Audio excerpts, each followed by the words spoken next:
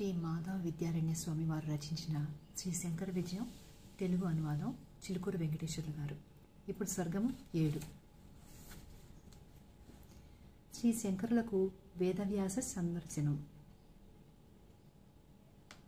ఒకానొకప్పుడు శ్రీ శంకరులు పద్మపాదుడు మున్నగు శిష్యుల చేత గంగా తీరాన సూత్రభాష్యం పఠింపజేసాగారు. ప్రజ్ఞావంతులైన శిష్యులు వేసే ప్రశ్నలకు సందేహాలకు తగిన విధంగా సమాధానాలు చెప్తూ శంకరులు వారందరినీ వేదాంత నిష్ణాతులుగా చేయసాగారు. ఆ విధంగా మధ్యాహ్నం అయ్యే వరకు భాష్య పఠనం కొనసాగింది. మధ్యాహ్నం అవడం వల్ల శిష్యులకు విశ్రాంతిని దాల్చి పాఠాలను విరమించి లేచి వెళ్ళడానికి ప్రయత్నిస్తుండగా అంతలో ఒక వృద్ధ బ్రాహ్మణుడు అక్కడికి వచ్చాడు. అతను శ్రీ శంకరులతో, అయ్యా, తమరెవరు? శిష్యులకు ఏదో పాఠాలు బోధిస్తున్నట్లుంది, నాకు ఆ వివరాలు తెలిపండి అని పలికాడు. శిష్యులు వృద్ధ బ్రాహ్మణునితో ఇలా పలికారు. ఆర్యసత్తమా, మా గురుదేవులు సర్వజ్ఞులు, లోకపూజనీయులు, ఉపనిషత్తులన్నిటికీ యథార్థంగా గ్రహించి వ్యాఖ్యానాలు రాస్తారు. అంతేకాక వీరు సర్వోపనిషత్ స్వతంత్రాచార్యులు అని ప్రఖ్యాతి పొందారు. విష్ణుమూర్తి అవతారులైన శ్రీ వేదవ్యాసులచే రచించబడిన బ్రహ్మసూత్రాలకు ఉపనిషత్తులందరినీ ప్రమాణంతో నిరూపిస్తూ సవిస్తరంగా భాష్యం రాశారు. జీవబ్రహ్మ భేదవాగంతం పూర్తిగా నశించింది. తత్వమసి అనే మహావాక్యార్థమైన జీవబ్రహ్మైక్య తత్వాన్ని కరతలామలకమయ్యేటట్లుగా వివరించారు. ఈ విధంగా బ్రహ్మ విద్య నశించకుండా ఈ భాష్యం ద్వారా తిరిగి ప్రాణప్రతిష్ఠ గావించారు. ఇదే మా గురువుగారి రోజువారీ కార్యక్రమం. వీరు మా గురుదేవులు. మహాప్రజ్ఞా పాఠవాలతో బ్రహ్మసూత్రాలకు భాష్యం రాసి మా చేత పఠింపజేస్తూ ఉంటారు. వృద్ధ బ్రాహ్మణుడు శంకరులతో ఇలా పలికాడు. బుధవర్య, బహు కష్టతరాలైన బ్రహ్మసూత్రాలకు తాము భాష్యం రాస్తున్నారని తమ శిష్యులు తెలుపుతున్నారు. మహాత్ములైన పండితులు కూడా ఆ బ్రహ్మసూత్రాలను అర్థం చేసుకోలేకుండా ఉన్నారు. అందువలననే ఎవరూ భాష్యం రాయడానికి సాహసించలేదు. మీ ప్రయత్నం అమితమైన ఆశ్చర్యాన్ని, ఆనందాన్ని కలిగిస్తోంది. శ్రీ వేదవ్యాస మహర్షిచే వ్రాయబడిన బ్రహ్మసూత్రాలలో ఏదైనా ఒక సూత్రానికి చక్కగా అర్థం తెలపండి. స్ఫుటంగా ఉచ్చరించగలిగితే ఉచ్చరించి చూపండి, విన కుతూహలంగా ఉంది అన్నాడు. శ్రీ శంకరులు వృద్ధ బ్రాహ్మణునితో ఇలా పలికారు. మహర్షి నమస్కారం. సూత్రార్థాలు తెలిసిన గురువరులకు నమస్కారాలు తెలుపుతూ మహర్షులందరినీ ప్రార్థిస్తున్నాను. బ్రహ్మసూత్రాలు బాగా తెలుసునన్న అహంభావం నాకు లేదు. అయినా తమరు ప్రశ్నించారు కాబట్టి నా శక్తికి తగినట్లుగా పలుకుతాను. తమరు నన్ను ఏ సూత్రానికి అర్థం తెలుపమని ఆదేశిస్తారో నేను ఆ సూత్రానికి అర్థం వచిస్తాను. ఆనతివ్వండి. వృద్ధ బ్రాహ్మణుడు శ్రీ శంకరులతో ఇలా పలికాడు. పరమహంస శ్రేష్ఠ, పరమ వేదాంత సిద్ధాంత రూపమైన బ్రహ్మసూత్రాలకు అర్థం తెలిసిన సర్వజ్ఞుడవు. బ్రహ్మసూత్రాలందరి 3వ అధ్యాయంలో తదంతర ప్రతిపత్తౌ అనే సూత్రం ఉంది. ఈ సూత్రం నీకు ఏమాత్రం తెలిసినా దానిని స్పష్టంగా ఉచ్చరించు. ఈ సూత్రార్థ రహస్యాలను తెలియజేయి. జీవుడు ఈ దేహం నుండి సూక్ష్మ భూతాంశాలతో కూడి నిష్క్రమిస్తాడా, లేక ఇంద్రియ ప్రాణాలతో కూడి వెడలుతాడా, లేక జీవుడొక్కడే వెడలుతాడా మొదలగు సంశయాలను తెలుపుతున్నది.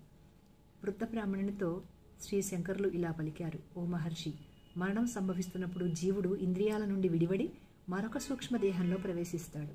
ఆ సమయంలో జీవుడు సూక్ష్మ దేహోత్పత్తికి కారణాలైన సూక్ష్మ భూతాంశాలతో చేరి వెళ్తాడు. ఆ అర్థాన్నే తాండి శృతి గౌతమ జైమినులు ప్రశ్నోత్తరాల చేత స్పష్టపరిచారు. ఆ సూత్రవాక్యాలను వివరిస్తాను, చిత్తగించండి. గౌతమ మహర్షి ఇలా ప్రశ్నించాడు. వేత్త యథా పంచమ్యామ హుతావాభ పురుషవచసో భవంతీతి. పంచమాహుతి యందు ఉదకాలు పురుషరూపం ధరిస్తున్నవని ఎలా చెప్పగలవు? జైమిని మహర్షి సమాధానంగా ఇలా పలికాడు. ద్యుపర్జన్య పృథివీ, ఆకాశం, మేఘం, భూమి, పురుషుడు, స్త్రీ అనే 5 విధాలైన అగ్నుల యందు క్రమంగా శ్రద్ధ, సోమ, వృష్టి, అన్నం, రేతస్సు అనే 5 ఆహుతులను చూపించి పంచద్రవ్యాలను హోమించగా 5వదైన రేతోరూపమైన ఆహుతి యందు ఉదకాలే పురుషరూపం చెందుతున్నవి. అంటే జీవుడు దేహమందు ప్రవేశించడానికి శరీర బీజాలైన సూక్ష్మ బీజాలతో చేరి ముందుగా ఆకాశాన్ని శ్రద్ధారూపంగా ప్రవేశించి చంద్రకిరణాల ద్వారా మేఘాలను చేరుకుని వర్షం రూపంలో భూమిపైకి వచ్చి అన్నరూపాన పురుషుని యందు ప్రవేశించి రేతస్సు రూపంగా స్త్రీ గర్భమందు ప్రవేశించి పురుషుడవుతున్నాడు. ఈ అర్థాన్నే తదంతర అనే బ్రహ్మసూత్రం ప్రతిపాదిస్తోంది. అంటే జీవుడు శరీర కారణభూతాలను తీసుకునే పరలోకానికి పోతున్నాడు. వేదాలంతు పంచాగ్నుల విద్యను ఉపదేశించే సమయంలో జరిగిన ప్రశ్నకు దాని సమాధానం ఈ విషయాన్నే స్పష్టం చేస్తున్నవి. అది ఎలాగంటే, ప్రవాహనుడు అనే రాజు తన సభలోని శ్వేతకేతు మహామునిని చూసి 5వదైన జలం ఆహుతి ఎందు పురుషరూపం చెందింది అని తమకు తెలుసా అని ప్రశ్నించాడు. అంతటా ఆ ముని తండ్రి అయిన గౌతమునకు చెప్పాడు. తర్వాత గౌతమ కేతువులు ఇరువురు ప్రవాహన రాజుని ఆశ్రయించి బదులు కోరారు. ప్రవాహన రాజు ఇలా పలికాడు: ఆకాశం, మేఘం, భూమి, పురుషుడు, స్త్రీ అనే పంచాగ్నులను ఉపాసించాలి. ఈ పంచాగ్ని విద్య యందు స్త్రీరూపమైన 5వ అగ్ని యందు ఆహుతిని గుర్చి శృతివాక్యం ఈ రీతిగా తెలుపుతోంది. జలం వంటి ద్రవ పదార్థాలు అగ్నియందు హోమం చేయబడి ఆ ద్రవ పదార్థాలన్నీ విరాడ్రూప యజమానుని చేరి పిమ్మట ఇంద్రియాధిపతులైన ఇంద్రాదులకు చేరుతుంది. ఆ తర్వాతే వారిచే మొదటి అగ్ని అయిన ఆకాశమందు హోమం చేపడుతుంది. తదనంతరం 2వ అగ్ని అయిన మేఘమందు జలరూపం దాల్చి, 3వ అగ్ని అయిన భూమియందు ఓషధి రూపం దాల్చి, 4వ అగ్ని అయిన పురుషునియందు వీర్యమై, 5వ అగ్ని అయిన స్త్రీయందు హోమం చేయబడి గర్భరూపం దాల్చి పురుషుడు అనే పేరు పొందుతున్నాయి. ఈ విధమైన విచారణ చేత జీవుడు భూత సూక్ష్మాలతో కలిసే దేహాంతర ప్రయాణం చేస్తున్నాడు అని స్పష్టమవుతోంది. ఈ విధంగా శంకరుల వారు సూత్రార్థాన్ని స్పష్టంగా విశదీకరిస్తూ సుస్పష్టమైన స్వరంతో చెప్పారు. శ్రీ శంకరులు సూత్రార్థాన్ని స్పష్టంగానూ యుక్తియుక్తంగానూ వచన సామర్థ్యంతోనూ ప్రతిభా పాఠవాలతోనూ ప్రతిపాదించగా మన గురువుకు సాటైన వాడెవడూ లేరు కదా అని శిష్యులందరూ ఆనందపరవశులయ్యారు. శ్రీ శంకరుల వాదనమంతా సావధానంగా విన్న ఆ వృద్ధ బ్రాహ్మణుడు, ఆయనే వేదవ్యాసుడు, శతవిధాలుగా ఖండించాడు.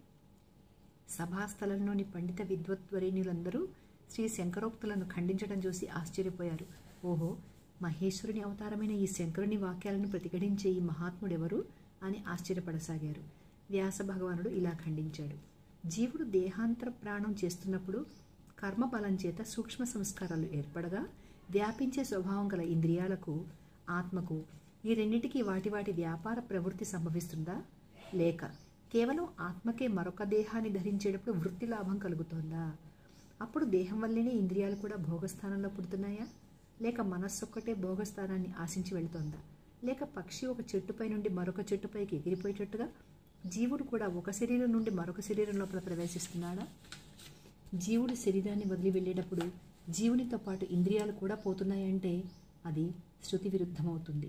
ఎందువలనంటే పురుషుడు మరణించగానే వాక్కు అగ్నిలో, ప్రాణాలు వాయువునందు, నేత్రాలు సూర్యునియందు, మనసు చంద్రునియందు, చెవులు దిక్కులయందు లయమవుతున్నాయి అని వేదం చెప్తోంది. కాబట్టి ఇంద్రియాలు జీవునితో కూడా పోతాయి అని చెప్పడం సహేతుకం కాదు.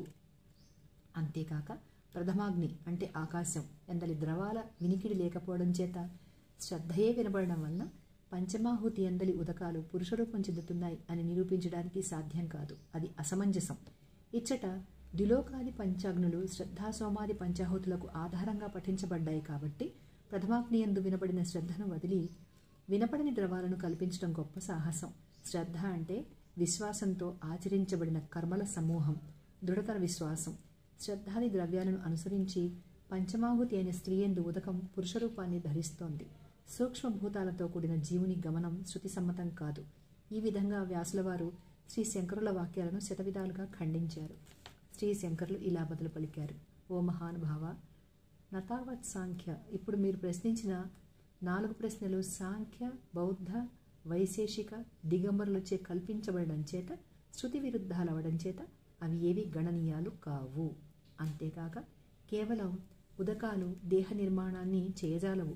జలం, తేజస్సు, పృథివీ అనే ఈ 3 భూతాల చేతనే దేహం ఉత్పన్నమవుతున్నది. ఈ విషయాన్ని త్రివృత్కరణ శృతి ధృవీకరిస్తోంది. పంచభూత సూక్ష్మాంశములే దేహానికి ముఖ్య కారణం అంటే ఉపాదానం అని సర్వశ్రుతులచే అంగీకరించబడినది. అంతేకాక ప్రాణాలు జీవులను అనుసరిస్తున్నాయి. కించ ప్రాణానాం, జీవుడు శరీరంలో ప్రవేశించే సమయంలో ప్రాణాలు జీవుని అనుసరించిపోతున్నాయని శృతి యందు తెలుపబడింది. జీవాత్మను అనుసరించిపోయే ప్రాణాన్ని ఇతర ప్రాణాలు కూడా అనుసరిస్తాయి. అట్లే ఇతర భూతాలచే ఏర్పడిన సూక్ష్మభూతాంశాలు జీవునితో ఉత్క్రమిస్తాయి. కాబట్టి ప్రాణగమనం శృతి ప్రసిద్ధం. నహి నిరాశ్రయాః ప్రాణాలు జీవుని ఆశ్రయించే ఉంటాయి, వేరుగా ఉండవు. జీవించి ఉన్నప్పుడు కూడా ప్రాణాలు నిరాశ్రయాలు అవడం లేదు. వాగాదీనామజ్ఞాదిగతి శృతిస్థు. వాగాదులు అజ్ఞాదులను చేర్చున్నవని చెప్పే శృతి అయితే అది ముఖ్యం కాదు. మరణించిన తర్వాత రోమాలు ఓషధులలోనూ కేశాలు వృక్షాలలోనూ లయమవుతున్నవని అక్కడ చెప్పబడుతున్నది. కేశాదులు జీవునితో పాటు పైకి ఎగిరిపోవడం లేదు. ఇవన్నీ ప్రత్యక్షాలు కావు కాబట్టి ఈ శృతులు ముఖ్యమైనవి కావు. గౌణం. మరణ సమయంలో వాగదీంద్రియాలకు అజ్ఞాది దేవతలు ఉపకరించలేకపోతున్నాయని భావం. అంటే ఆ సమయమందు ఆయా కార్యాలను చేయజాలవు. ఇదే ఔపచారిక ప్రయోగం. ఎత్తు ప్రథమేజ్ఞ ఇత్యాది. అంటే ప్రథమాగ్ని అందే శబ్దంచే ఆ ఉదకాలే చెప్పబడుతున్నాయి. ఇట్లు చెప్పుటచే ఆది మధ్య అంతిమాలందు అన్వయించబడి ఏకవాక్యం ఉపన్నమైనది. ఆ శబ్దమే అన్ని చోట్ల అన్వయించబడి శ్రద్ధ, పృష్టి, రేతస్సులతో ఏకవాక్యత ఘటించుచున్నది. ఆయా ఆహుతుల రూపంలో అప్పుడు హోమం చేయబడి రేతస్సు రూపాన పురుషుడవుతున్నాడు అని ఏకవాక్యత సంభవిస్తోంది. అలాగాక ప్రశ్న సమాధానంలో శ్రద్ధను చెప్పినచో ప్రశ్న వేరుగా జవాబు వేరుగా అవడం చేత ఏకవాక్యత కుదరదు. శ్రద్ధను వివరిస్తున్నారు. నచ శ్రద్ధాఖ్య. శ్రద్ధ అంటే విశ్వాసం లేక జీవుని ధర్మం. ధర్మం నుండి ఆ శ్రద్ధను వేరు చేసి హోమం చేయడం సాధ్యం కాదు. అందువలన వైదిక ప్రయోగం వలన శ్రద్ధ శబ్దంచే నప్పులే వచించబడుతున్నవి. ఈ విషయానికి దృష్టాంతరం చెబుతున్నారు. గచ్చంతి నామరూపాం బీజరూపతయా. బాలకుని యందు శూరత్వాది లక్షణాలు చెప్పవలసి వచ్చినప్పుడు సింహబలుడు అని చెప్పే ప్రయోగాన్ని ఔపచారికమని చెప్తారు. శ్రద్ధాపూర్వక కర్మ సమ మంచాహ క్రోశంతి అనే ప్రయోగమందు మంచస్థ పురుషులు లక్షణావృత్తిచే వచించబడేటట్లుగా, అంటే కర్మలని శ్రద్ధతో ఆచరించబడడం చేత సూక్ష్మభూతాలను ఆశ్రయించి కర్మలుండడం వలన శ్రద్ధ అంటే ఉదకములు అని లక్షణావృత్తిచే గ్రహించబడుచున్నవి. ఇందుకు స్వతః ప్రమాణం శృతివాక్యం. ఆపో హాస్మయి. పుణ్యకర్మలు చేసేవారికి ఉదకములే శ్రద్ధను కలిగిస్తున్నవి అనే శృతి చేత ఉదకములు శ్రద్ధకు హేతువులవుతున్నవి కాబట్టి శ్రద్ధ చేత ఉదకములు చెప్పబడుచున్నవి. ఇవి లక్షణావృత్తిచే సూక్ష్మభూతాంశములను చెప్పుచున్నాయి. యద్యప్యత్ర జీవానాం. ఒకవేళ ప్రాణప్రయాణమందు జీవుల యొక్క శ్రవణం లేకపోయినా ఇష్టాపూర్తాది కర్మల చేత పితృయాన మార్గాన పోయేవారే ఇచ్చట గ్రహింపగలరు. అంటే మరణించిన తర్వాత జీవుడు ప్రాణాది వాయువులతోనూ సూక్ష్మభూతాంశాలతోనూ నిష్క్రమించి సూక్ష్మ శరీరంలో ప్రవేశిస్తున్నాడు. ఇందుమూలంగా ముందు జనించిన వికల్పాలన్నీ ఖండించబడ్డాయి. శ్రీ వ్యాస మహర్షి శతవిధాలుగా ఖండించగా శ్రీ శంకరులు సహస్ర విధాలుగా ఖండించి సూత్రార్థాలను చక్కగా ప్రతిపాదించారు. బ్రహ్మసూత్ర సూక్తులపై ఉపనిషత్తులను ప్రమాణంగా చేసుకుని వాదోపవాదాలు జరుగుతుండగా సమీపాననే వినమ్రుడై ఉన్న పద్మపాదుడు శ్రీ శంకరులతో ఇలా పలికాడు. ఓ మహాత్మా, ఈ మహనీయాత్ములు సాధారణ బ్రాహ్మణ మాత్రుడు కాదు. సకల వేదాలను విభజించి సర్వతత్వార్థాలు తెలిసిన శ్రీ వ్యాసమునింద్రుడే కాగలడు. లేకుంటే తమతో ఇంతకాలం వాదం చేయడానికి సాహసిస్తాడా? కాబట్టి ఈ బ్రాహ్మణ శ్రేష్ఠుడు శ్రీమన్నారాయణ అవతారుడైన వేదవ్యాసుల వారే. తమ బ్రహ్మసూత్ర భాష్యాన్ని పరీక్షింపవచ్చి ఉంటారు వారు. ఇందులో ఎంతమాత్రమూ సందేహం లేదు. శ్రీ పద్మపాదుడు వినమ్రుడై శ్రీ వ్యాస మహర్షిని, శ్రీ శంకర మునీంద్రులను స్తుతించాడు. ఓ గురుదేవా, మీరు సాక్షాత్తు పరమశివులు. ఈ బ్రాహ్మణోత్తముడు శ్రీమన్నారాయణుడైన శ్రీ వేదవ్యాస భగవానులు, శివకేశవులైన మీరిరువురు వాదించుకుంటుండగా శ్రవణం చేయడం మా బోటి సేవకుల భాగ్యమే భాగ్యం. సర్వవేదాలు వాటి యథార్థమైన తత్వం, అర్థాన్ని మీరలే ఎరుగుదురు. ఆ తత్వాన్ని నిర్ణయించే సామర్థ్యం మరెవరికీ లేదు. శివకేశవులైన మీ ముందు ఈ వాక్యాలు పలక సాహసించినందుకు నన్ను మన్నించండి. ప్రజ్ఞావంతుడు, వినయశీలి, పరమభక్తుడు, దివ్యజ్ఞాన సంపన్నుడు అయిన పద్మపాదుడు పలికిన పలుకులకు శ్రీ శంకరులు పరమానందం చెంది ఇలా తలిచారు. వీని వాక్యాలు యథార్థాలు. శ్రీ వ్యాస భగవానులే తన భాష్యాన్ని పరీక్షించడానికి వచ్చి ఉంటారు. లేని ఎడల ఇంతటి జటిలమైన వాదాన్ని ఇంతకాలం విరామం లేకుండా వాదించగలమా? కాబట్టి ఈ భూసుర మునివర్యుడు శ్రీ వేదవ్యాసులే అయి ఉండాలి అని నిశ్చయించుకున్నారు. మృదుమధురమైన పద్య రత్నాలను ఆశువుగా నివేదించారు. శ్రీ శంకరులు శ్రీ వ్యాస భగవానులను ఈ విధంగా స్తుతించారు. మహాత్మా, నీవు సర్వలోకాలకు పూజనీయుడవు. మహర్షి, తమ స్వరూపం అప్రాకృతం, నిరుపమం, సర్వపాప క్షయకరం. మీరు మానవమాత్రులైన సామాన్య బ్రాహ్మణులు కారు. మెరుపు తీగల వల్లే మెరుస్తున్న మీ జటలు రత్నఖచిత కిరీటాల వల్లే ప్రకాశిస్తున్నాయి. పరిశుభ్రమైన యజ్ఞోపవీతం కృష్ణాజినం ధరించిన తమరు దర్శన మాత్రాననే సర్వపాపాలను నాశనం చేసే వ్యాసులై సాక్షాత్కరిస్తున్నారు. విష్ణురూపులైన తమకు నమస్కరిస్తున్నాను. తమరు వ్యాస భగవానులు తప్ప వేరొకరు కాదు అని భక్తి ప్రపత్తులతో శ్రీ శంకరులు స్తుతించారు. శ్రీ శంకరులు శ్రీ వ్యాస భగవానుల దర్శనం కోరుతూ ఎంతో ప్రార్థించారు. ఓ మహనీయాత్మ, సర్వజ్ఞ, బ్రహ్మసూత్రాలు సర్వోపనిషత్సారమై విస్తృతమైన అర్థాలతో సర్వవేదాంత తత్వాలను తెలుపుచున్నాయి. అందలి ప్రతిపాదం తత్వాంశాలతో సమ్యక్ విచారణలతో మహానది వలె ప్రవహిస్తోంది. నిర్విశేష నిర్గుణ తత్వాన్ని, సవిశేష గుణతత్వాలతో కార్యబ్రహ్మాన్ని, కారణబ్రహ్మాన్ని, సవిశేష పరబ్రహ్మమందు జగత్స్వరూపాన్ని, కేవల బ్రహ్మస్వరూపాన్ని, జీవ బ్రహ్మైక్యాన్ని, ఈ విధంగా పరాపరార్థాలను ప్రతిపాదిస్తోంది. కేవల బ్రహ్మసత్తా సిద్ధాంత స్వరూపమై ఉండే అద్వైత భాష్యాన్ని దయతో పరిశీలించండి. గ్రంథకర్త తామే కనుక దోషాలుంటే మన్నించండి, భావమందు విరుద్ధాలుంటే సవరించండి, తమకు సమ్మతమైతే పరిశీలించండి అని నిరహంకార భావంతో శ్రీ వ్యాసుల వారి ముందు విన్నవించుకున్నారు. అంతేగాక శీఘ్రంగా పరమదయతో నా ముందు సాక్షాత్కరించి నన్ను ధన్యుని చేయమని ఎంతో ప్రార్థించారు. శ్రీ శంకరులు ఈ విధంగా ప్రార్థించగా బంగారు తీగల మల్లె కళ్ళు మిరిమిట్లు కొలుపుతూ మనోహరంగాను జ్ఞానసముద్రమైన చిన్ముద్రచే జీవ బ్రహ్మైక సిద్ధాంతాన్ని శ్రీ దక్షిణామూర్తిలా ప్రకటిస్తూ శ్రీ వ్యాస భగవానులు అచ్చట ప్రత్యక్షమయ్యారు. శ్రీ వేదవ్యాసులు తన శ్యామదేహ కాంతులతో కమ్మటలు తేజపుంజంచే విరాజిల్లారు. శరత్కాలీన చంద్రబింబం కూడా శ్రీ వ్యాసుల వారి దేహకాంతి ముందు వెలవెలబోతోంది. శ్యామాయమాన ద్యుతి ప్రవాహంతో నీలమేఘ శ్యామదేహం గలవాడై శ్రీ వ్యాస భగవానులు అనుగ్రహ దర్శనమిచ్చారు. అత్యంత స్వచ్ఛమై మూర్తి భవించిన సత్యస్వరూపునిలా ప్రకాశిస్తూ ముత్యాలు గల మాలను ధరించి సాక్షాత్కరించారు. లోకప్రసిద్ధమైన చంద్రవంశం వృద్ధిగాంచక ముందు అశ్వని మున్నగు 27 నక్షత్రాలు తనను శరణ పొందగా ఆ నక్షత్ర పంక్తిని అనునయిస్తూ అభయహస్త మోసుకుతూ ఆ ముత్యాల జపమాలను కంఠమందు ధరించారు. పురి చర్మాన్ని ధరించి శరీరాన విభూతి రేఖలతో రుద్రాక్షమాలను ధరించి జడలు విరబోసుకుని పరమశివునిలా ప్రత్యక్షమైన శ్రీ శంకరులకు దర్శనమిచ్చి శివకేశవుల సమైక్యాన్ని చాటారు. మదించిన ఏనుగును తన అంకుశం చేత మావటివాడు లోబర్చుకునే విధాన శ్రీ వ్యాస భగవానులు అవివేకాన్ని, ప్రబలాహంకారాన్ని నశింపజేసి జీవ బ్రహ్మైక సిద్ధాంతమనే అంకుశం ద్వారా అద్వితీయ పరబ్రహ్మమై ప్రకాశించారు. అంతేకాక అద్వైత సిద్ధాంతాన్ని స్వయంగా ప్రతిపాదించి ఈ మహోజ్వలమైన వేదవాక్యాలను ఇతరులచే దూషింపబడని విధంగా బ్రహ్మసూత్రాలను రచించాడు.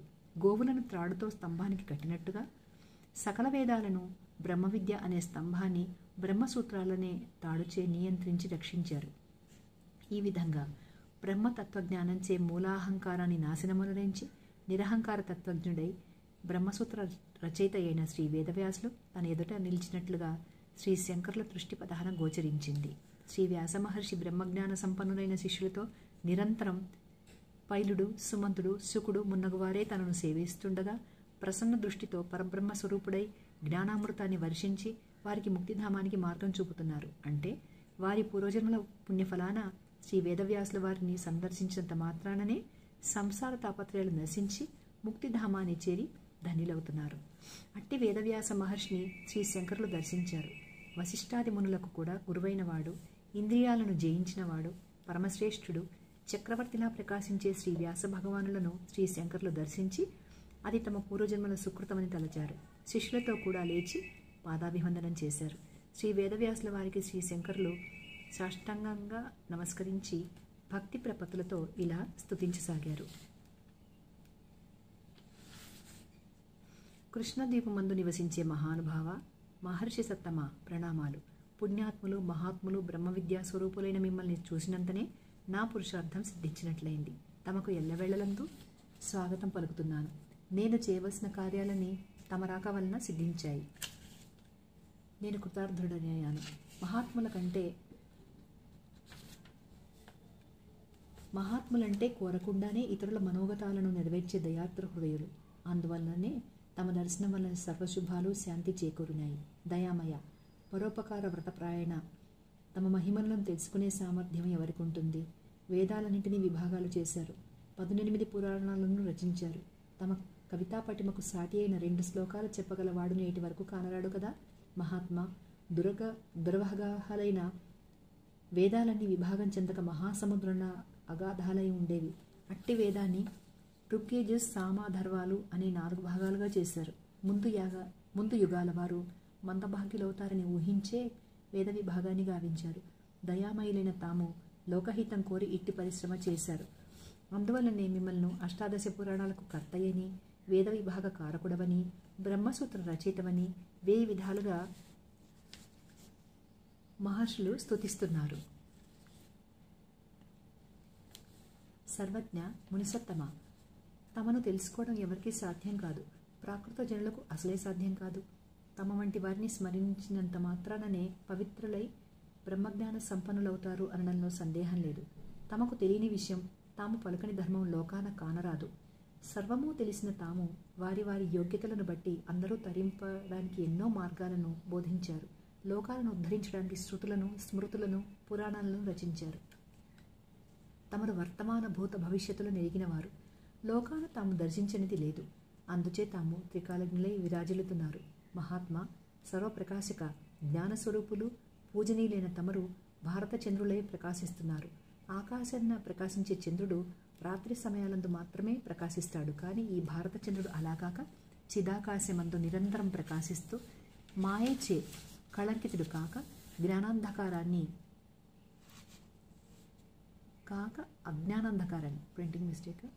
అజ్ఞానాంధకారాన్ని పారదోల్చున్నాడు. మహాభారతం అజ్ఞానాన్ని అంతమొందించి బ్రహ్మతత్వాన్ని ప్రతిపాదిస్తోంది. అట్టి మహాభారతం రచించిన మహానుభావులు తమరే కదా. భారతం శివతత్వమైన పరమాత్మతత్వాన్ని ప్రతిపాదిస్తూ ఈ నవీన చంద్రుడు స్వయం ప్రకాశమానుడై ఉన్నాడు. పంచమ వేదమైన భారత రచయితలై మీరు వినూత్న చంద్రుని వలె భాసిస్తున్నారు.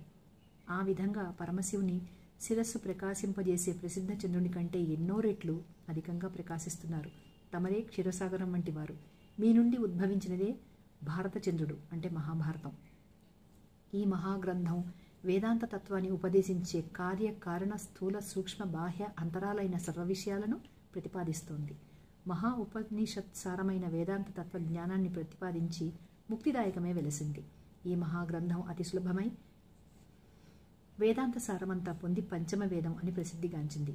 ఓ జ్ఞాననిధి, సర్వ విద్యాసాగర, శతసహస్ర వందనాలు. 4 వేదాలను, శిక్ష, వ్యాకరణాది షడంగాలను, సముద్రం పోలిన మహాభారతాన్ని సర్వశాస్త్రాలు, పురాణాలు లోకహితం కోరి రచించారు. జ్ఞానానికి భాండం వంటి వాడవు. ఏది కావాలన్నా ఆ భాండ నుండే గ్రహించాలి. ఇవన్నీ శ్రీ మహావిష్ణువు అవతారుడమైన నీ అనుగ్రహం చేతనే సంప్రాప్తమవుతున్నాయి. అంతా దైవానుగ్రహం. వ్యాసుల వారంటే పరమాత్మయే. ఒకనొక వేదాంతపరమైన ద్వీపమందు సత్యస్వరూప బ్రహ్మాత్మకమై మిగుల శ్రేష్ఠుడై ఒప్పే శ్రీ వ్యాస భగవానుడు వేదాంత కల్పతరువు.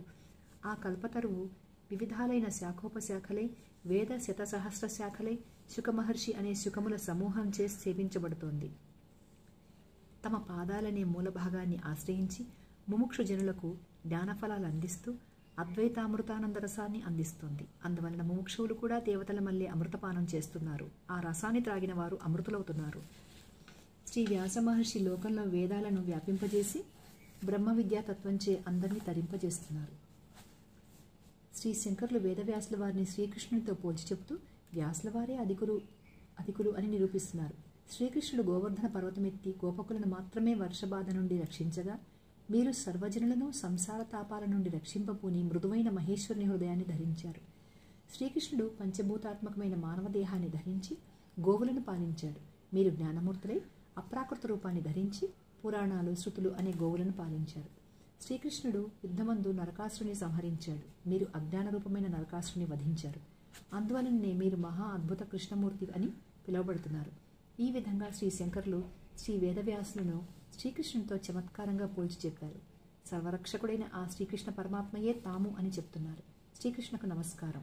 ఆ విధంగానే సర్వజనులను సంసార తాపాల నుండి రక్షించే శ్రీ వ్యాస భగవానులకు నమస్కారం.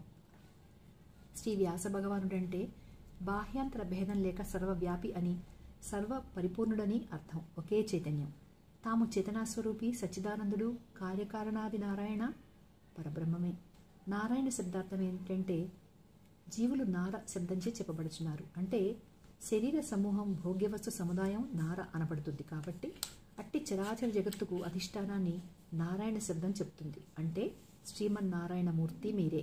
అభివృద్ధి ముందగునవి లేకుండడం చేత షడోర్ములు, షడ్భావాలను అలాంటి వికారాలు లేనివాడవై ఉండడం చేత సనాతనుడవు. దేహమందున్న వాడవటం చేత పురుషుడవు అని చెప్పబడే జీవుడు మీరే. అంటే జీవేశ్వరులు కూడా మీరే. జీవుడు అనాది, పరమేశ్వరుడు పురాణ పురుషుడు. శ్రీ శంకర్లు అతి భక్తి శ్రద్ధలతో పలికిన స్తుతి వాక్యాలను విన్న శ్రీ వ్యాస భగవానులు ఎంతో సంతోషించి తనకియ్యబడిన ఆసనంపై ఉచిత రీతిన ఆసీనులైనారు.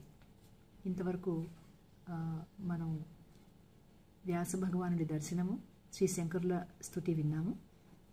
మిగతాది వచ్చే వీడియోలో, నెక్స్ట్ వీడియోలో చూద్దాం. ధన్యవాదాలు.